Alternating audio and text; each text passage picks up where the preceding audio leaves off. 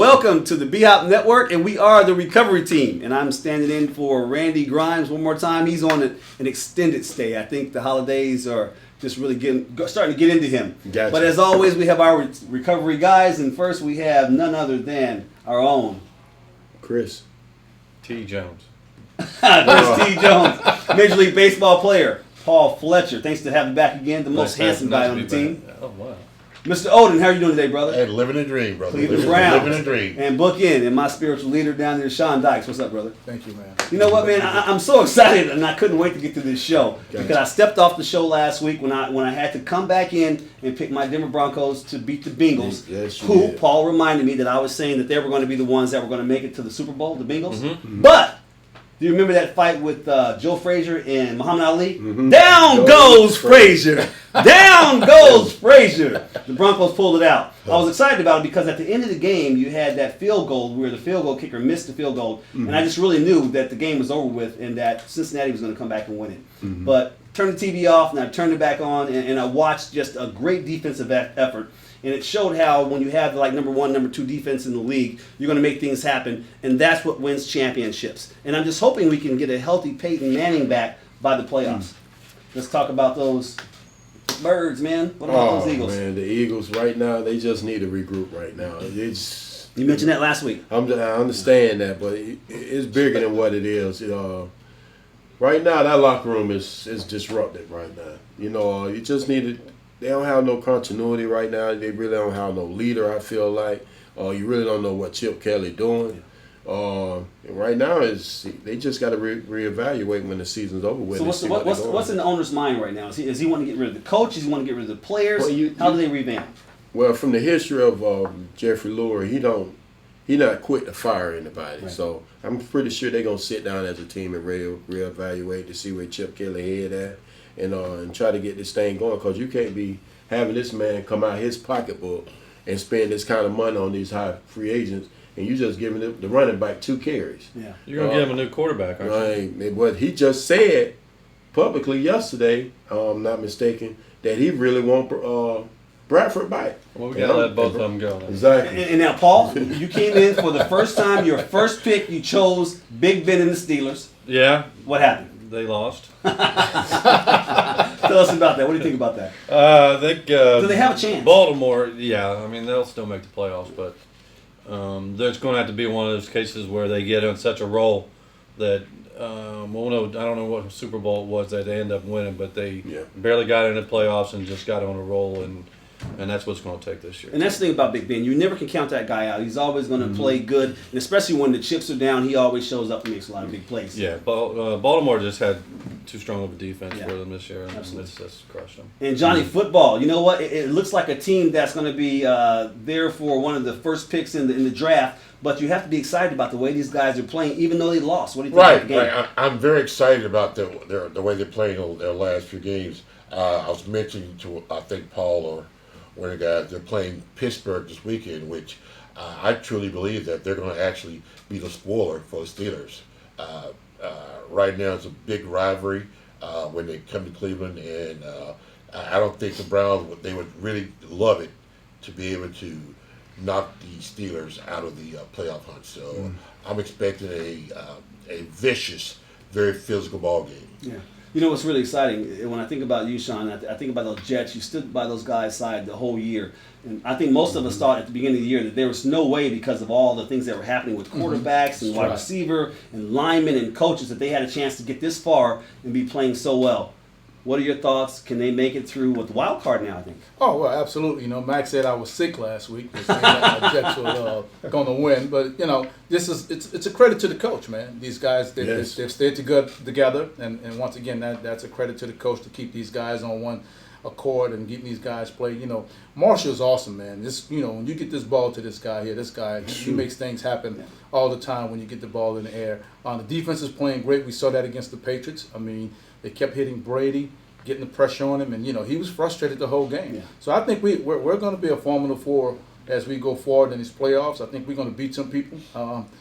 Watch for those Jets in the Super Bowl. You think the Jets make it to the Super Bowl? We're going. Well, let's talk about the playoffs. Let's talk about who's in, who's out, and the people that are hurt right now that may not even have a chance. And it looks like the Pats and the Panthers still have not locked up the home field advantage.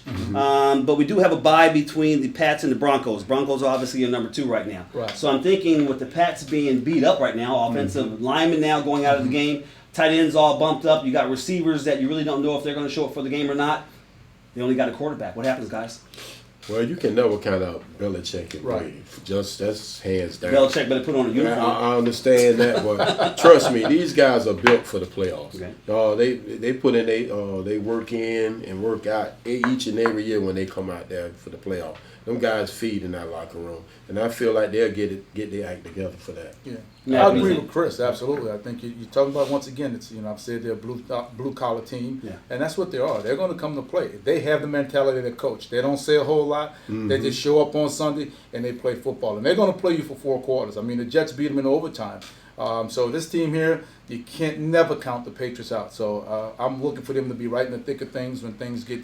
And to go down to the last, maybe to the Super Bowl, maybe not. But I tell you what, they're going to be right in the thick of things. Now let's look at the teams they're going to be facing possibly. Now the AFC wild card looks like it's all set. You have the Jets, your Jets. They have a really good chance to get there, and I think they're going to be one of the teams that may have a chance to get up there and beat the Pats. You have the Bengals. The Bengals right now lost against the Denver Broncos, so I don't know if their bubbles bust. What's going to happen with those guys? You have the Chiefs, who I was really concerned about, because if the Broncos had lost the game, the Chiefs actually would have won the draw, and we would have to go through Kansas City to try to beat those guys to make it to the Super Bowl. So then you have the Texans, which I think are completely out of it. So who, as far as the wild card teams, are going to make it all the way, guys, and have a chance to be the spoiler and make it all the way to the game, the bowl? My pick would be the Chiefs.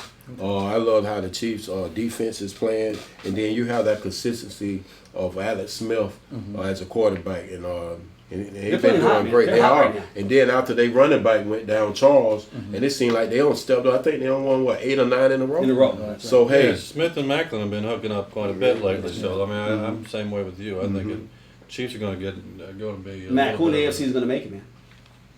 So the wild card team is going to get there? I don't think either one of the wild card team will even come close to make it to the. So you think it's going to be the Broncos and or the New England Patriots? I'm thinking it's going to be the New England Patriots representing the AFC. You just refuse to vote for my Broncos, didn't you? Well, your Broncos, the kid looked good last night, but right now the Patriots, they've been there so many times, and they only lost 3 games.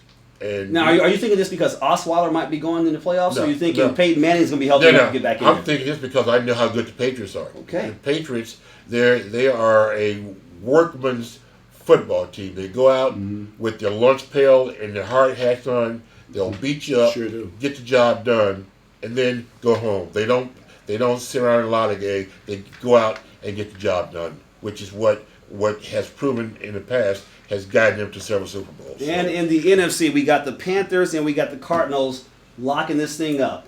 Who's going to beat those guys? You think the Panthers have enough win now that the wind's been knocked out of them to make it all the way? Well, I don't know. I tell once again, all these teams were mentioned. I think it just comes back to coaching. We talked about Andy Reid and the Kansas City Chiefs, and these guys are veteran coaches, man. These guys are not fly-by-night coaches. So I think what happens is the preparation. And if you look at Belichick, I think Belichick overcoached. He went, he wanted to get the ball to defense. He kicked the ball off to see if the defense can hold the Jets, and they didn't. So I think once again, it's going to come down to coaching, the strategy that these guys use. I think the players are going to go out and play hard, but I think at the end of the day, it's going to be the coaches that make the best calls, the best plays to win these games. I just love the fact that Panthers lost. So now somebody may have figured them out, just like we did the Pats. They lost, and then you put a little pressure on Cam. They kept him contained. He couldn't do all the things he was normally doing, and they lost. Arizona's just flying high. Yes, man. sir. They are flying high. Defensively, they're playing the best defense in the ball. Their offense is soaring. So I think that's the team everybody has to watch out for. And finally, Paul, pick one team: Seahawks or Packers. Who's going to be the one that's going to make it through? Packers. Rodgers is going to have to come through.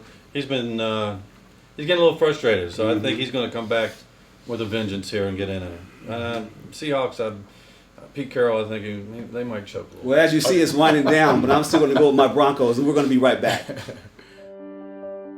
Behavioral Health of the Palm Beaches Recovery Center for Men provides quality, evidence-based treatment to men battling addiction.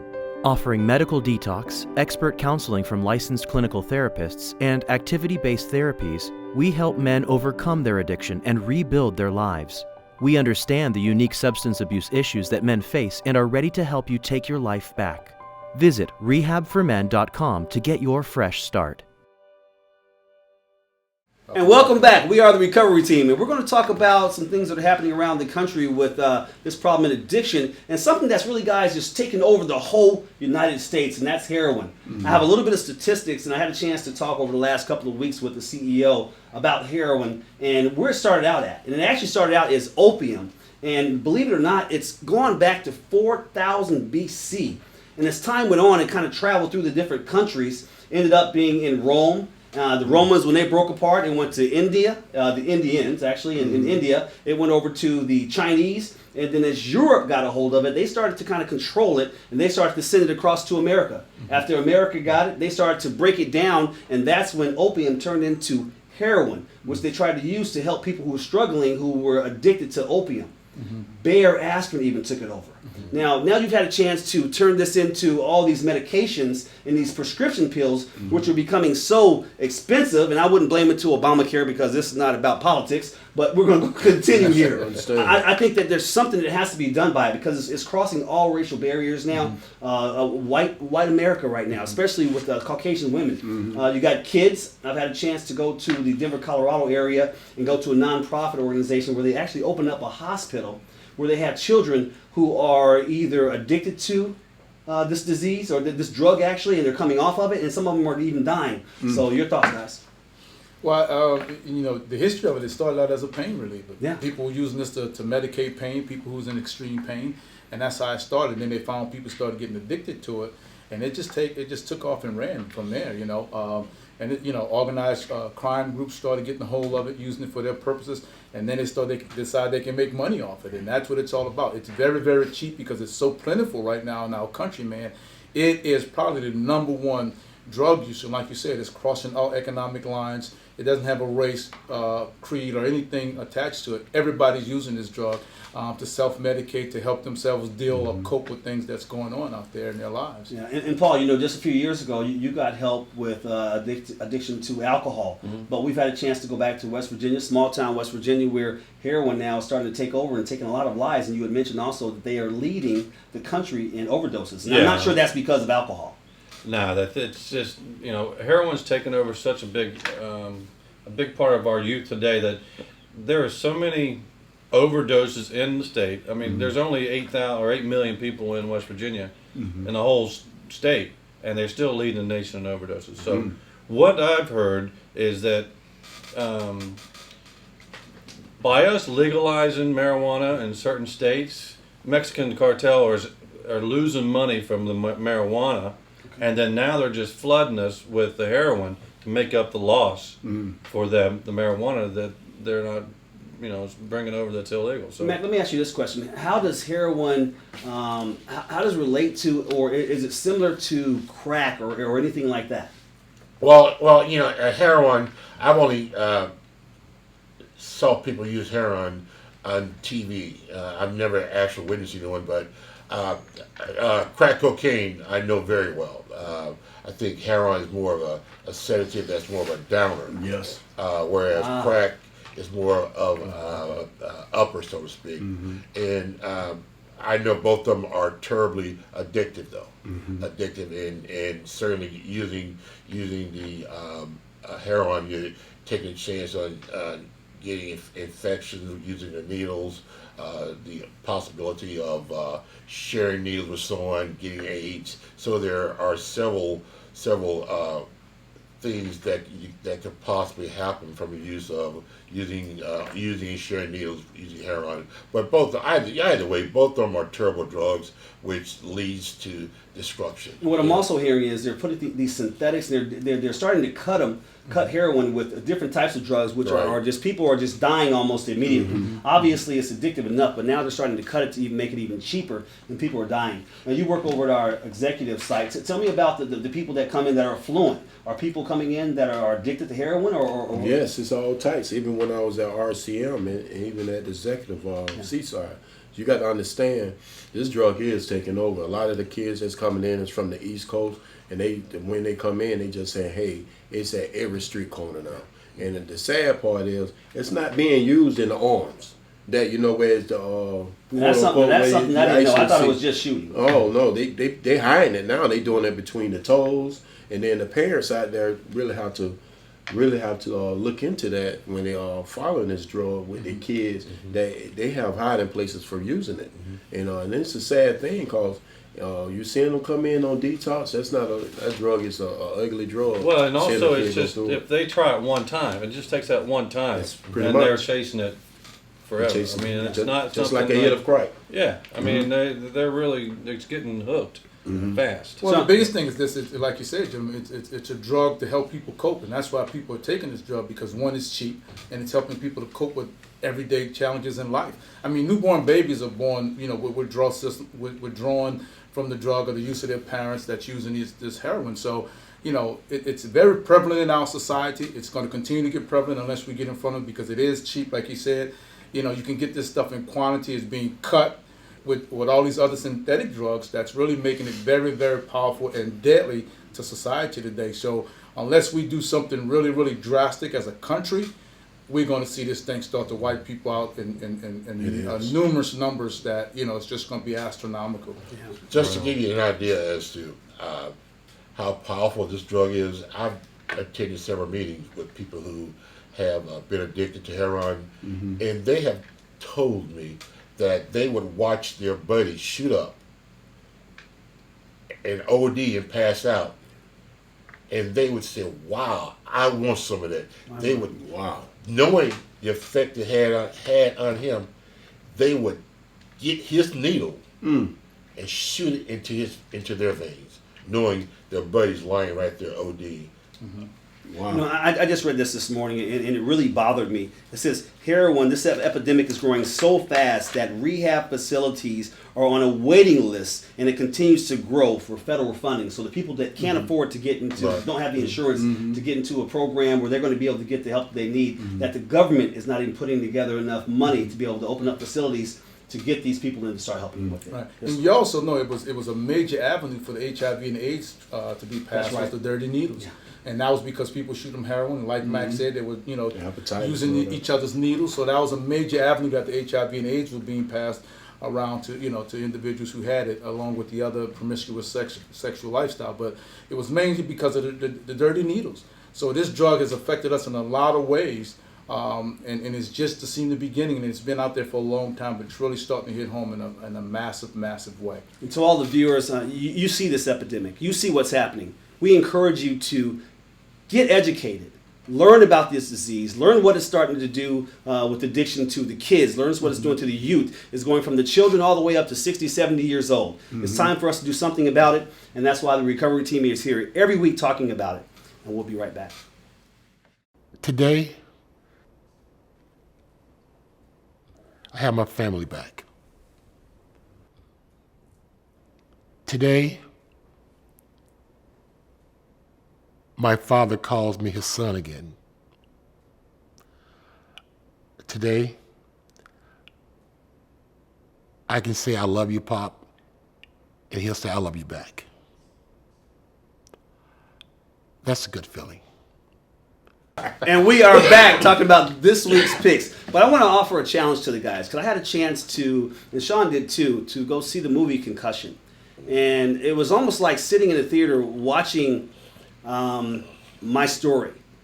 So much so that I almost got up and walked out 3 different times, but I was in the middle of a theater and I was sitting there eating popcorn, and between my tears, I just really felt like it's something that we need to discuss. And so I'd like to invite all of the recovery team, because we've all had a chance to play in professional sports, football, and Paul in baseball, to go see this movie together. And maybe we can get our guy, our producer, to follow us and videotape so he can just really show the emotions that's going to go through us. Sean and I talked a little bit before this next segment about how he's gone to watch it 2 different times, and he's written so many notes. And Sean has suffered from some things from the NFL that I'd like you to share, him to share with you next week's show. So please look at that show. But let's get to the picks, guys. Let's talk about this weekend's games, and let's look at how this thing is going to finalize and finish up until we get into the playoffs. And what about those Jets? Do they have any chance to make it all the way, but they have a game to win this weekend? Oh, absolutely. You know, the Jets are taking off, man. We got a good game against the Bills. I think that's going to be you got two great defensive coach, but I think we're going to win out. I think we have the more potent offense when you talk about Marshall and Fitzpatrick getting them the ball. So I think, and our running game is pretty decent too. So I'm going with my Jets, of course. I think we're just going to just go all the way to the Super Bowl. Flying high, huh? Flying high, baby. Right. Soaring higher than those Eagles. Oh, And those Browns, are they going to throw away a game this week just so they can get that pick? Talk to us. Well, no, I think the Browns are very capable of beating the Steelers. As I mentioned earlier, it's always a knockdown, drag-out game. So they're going to be a spoiler. I think the Browns will be the spoiler for the Steelers. I think that the Steelers, they realize what a tough game that it's going to be coming to Cleveland. And a lot of guys might not think this game is going to be really physical or a game to watch, but I truly think it's definitely one of the game of the week because I think the Browns will upset Pittsburgh and knock them out of the hunt. Okay, and Paul, you are 0-1 after last week, so who are you going to pick this week? What game? Steelers again. Going Steelers again. Yeah. So no, your I'm gonna Steelers disagree against with Oden's Browns. Yeah, they got to win to make the playoffs, and I think that's what's going to happen. Steelers just going to win. You think Ben's going to pull it out? It has to. All right, the Eagles are. What are they going to do? Man? this They're going to this start cutting game- people today. Are they going to show up to the game? I'm gonna tell you, this game right here, it's about pride right now. This game, these two, because it's a history of the Giants and the Eagles. Unfortunately, this game is really not meaning anything, but it is meaning for them guys to be around for next season or after this season. You really don't know. Our star players might be cut and going the way Chip Kelly been running things. But this game here is a look in the mirror to see who's going to be back for next year. Okay, and again, I'm going with my Denver Broncos. I think the Broncos are playing fantastic. I was worried last week against the Bengals, but I don't see any way that San Diego Chargers come all the way from California to the Mile High City and get a victory against our Denver Broncos. Broncos are already going to be in the playoffs. They have it wrapped up for the AFC West, so I'm going Denver Broncos with the Mile High Magic. Now let's get to that game of the week, and it looks like the game of the week is going to be the Steelers and the Browns. So we're going to start with you, Sean, and tell me who's going to win that game. I think the Steelers are going to win. I mean, this is what, you're talking about the Steel City. This is what these guys are built for, too. Once again, you're talking about another blue-collar team. They love to play for their coach. They have a player's coach. I think these guys are going to raise to the challenge on defense. I don't think the Browns have an offense that can even put up that many points against these guys, and I think Big Ben's going to do a great job. So I'm going with the Steelers. Now, Chris, what do you think, brother? Oh, I man. know you're sad about your team, but let's get to the game of the week. I'm going with the Steelers all the way. I'm going to tell you, I remember when I was playing, people already got their cars shipped. They their bags already packed. I'm sorry. They know they're going to be a new regime. If I'm a player that's making quite a bit of money there, I know I'm going to be around next year. I ain't really big. I'm trying to stay healthy in this game. Yeah. Unfortunately, I hate to say it that way. There ain't going to be no fight. Steelers by landslide. Well, guys, you know what? I'm going to be the spoiler. I'm thinking that the Browns are going to go in there. Johnny Football is going to go out there. He had a lot of confidence last week. He's going to go in there and spoil this thing. I've got the best record anyway, so I'm going to give you guys a chance to catch up. So I'm going with the Browns against the Steelers. And it sounds like we know this rivalry here. I mean, you guys want to argue it out a little bit more? Well, I as I say, I noticed Chris and Sean, they jumped on this Pittsburgh Steelers bandwagon. But I definitely think that this is going to probably be one of Johnny's football best games. Wow. But I tell you this, if That's a limb. He's going they're out watching on a any limb. one of our shows, Cleveland already gave up according to your commentaries. But you know the good part about this is at least we will be able to get the number one pick in the draft this year. But my prediction is the Browns will beat the Steelers to spoil their chances of going. You to got the a playoffs. fever this week, buddy. That's right. Yeah, exactly. Yeah. Paul, any last words? Nah, he's not going to win. He's not going to win. Nah, Okay. Steelers will come in prepared, just like you guys said. Coach is going to have Tomlin will have them in fired up, ready to roll. I mean, this is do or die for them, so they'll obviously pull it out. Absolutely. Hey guys, we've been being reached out by a lot of people who, after this segment, you're going to see our email addresses that you can contact us. I've had a young lady named Laura that talked about the concussion. I've also talked to some people who are related to and families with Junior Seau. And so we're going to have a great segment next week. Listen, there's hope and there's help out there. Please follow us at bhpalmbeach.com. Just push that link and go on it, and you can be with one of the best facilities in this country. Like I said, there's hope. We can help. We'll see you next time.